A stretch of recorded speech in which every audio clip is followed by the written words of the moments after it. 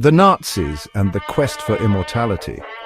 Did you know that Hitler sent secret teams to Tibet and India searching for the secrets of eternal life? Heinrich Himmler, a leading member of the Nazi Party, spearheaded a search for the Holy Grail, believing it held the key to superhuman abilities and eternal life. The quest for immortality is a recurring theme throughout history.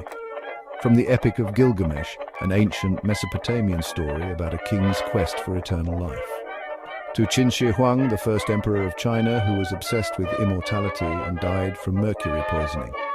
In 16th century France, Diane de Poitiers consumed gold, believing it promoted beauty and longevity.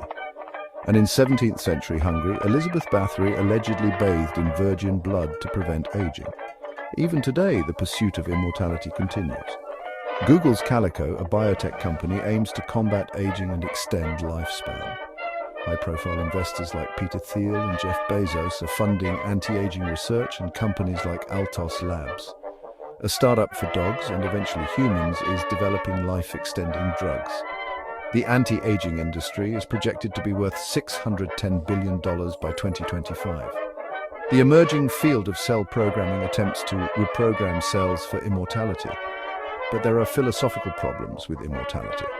Bernard Williams argues that immortality could lead to existential boredom due to the lack of new experiences and the erosion of fundamental reasons for living.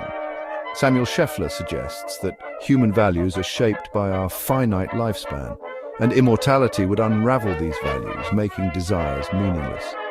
Literary and cultural representations also highlight immortality's downside.